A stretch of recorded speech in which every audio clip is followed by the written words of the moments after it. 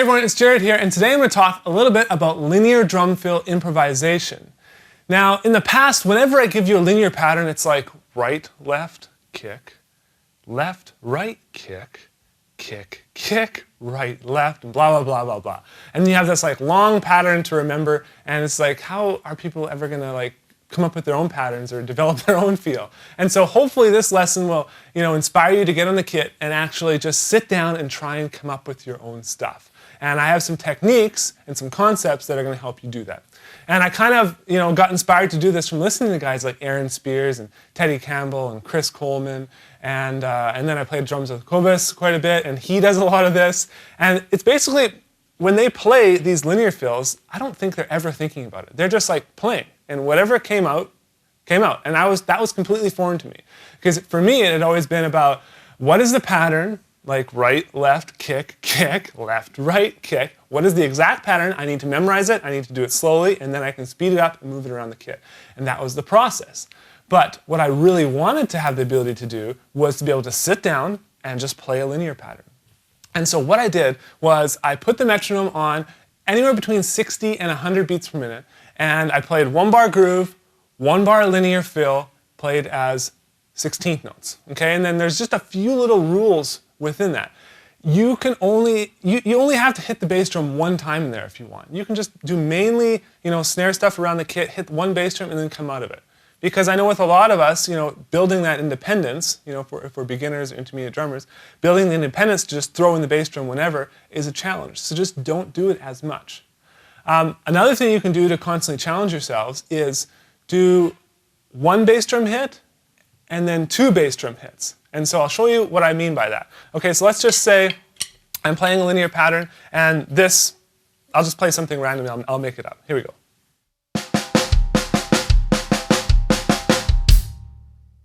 Okay, so you saw in there, every time I hit the bass drum, I just hit one time.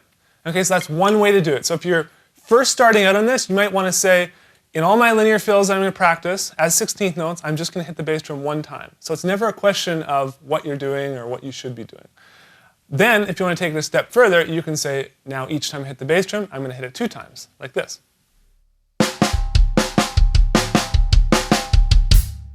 And then from there, you can start combining them. But that's not what's most important here. What's most important is that you just sit behind the kit and play, okay? And make tons of mistakes, tons.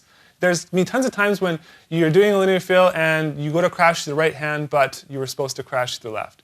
And it's just a matter of you getting the experience, and then eventually you'll start crashing with your left because you have that click track there keeping you in check.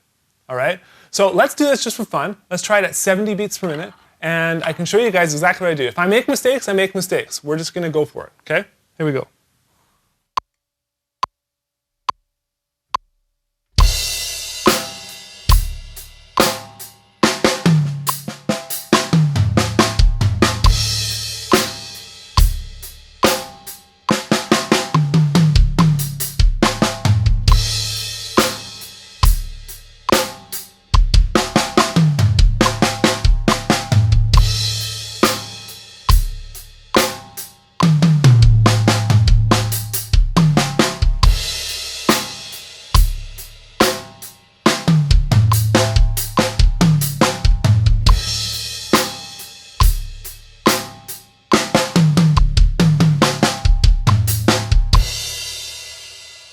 All right, so you see what happened there. I don't have any idea what the exact pattern was that I was playing. And honestly, 6 months to a year ago, I couldn't do that. I would only have like my set patterns that I knew. And so all it took was me sitting down and just going really slowly. I started actually at 60 beats per minute, going really slowly and just figuring out what patterns work best. And then from there, start to speed that up, okay? Once I was able to do that within 16th notes, up to around 120 beats per minute, I dropped the tempo back down and I did it as 16th note triplets. So let's try the exact same tempo. This time I'm going to play 16th note triplets, which is basically 6 notes per beat. Here we go.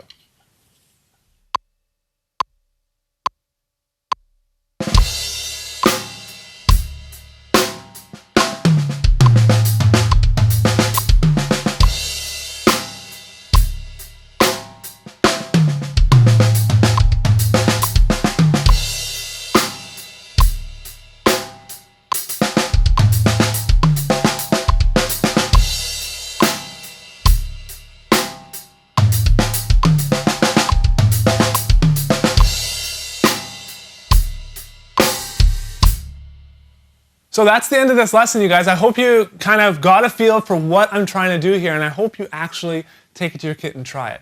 You know, success for me with teaching these lessons is if it inspires you to sit down at the kit and try something. That's it. Okay, so if you watch this video and then you get on your drum set, good for me, okay? Because that translates into results for you, and then hopefully you'll continue to spread the word and share the love, right? Because the more people that see these lessons, the more it helps us, and that's the way you can kind of repay us. So I really, really appreciate all you guys' support, and I'll see you guys again very soon.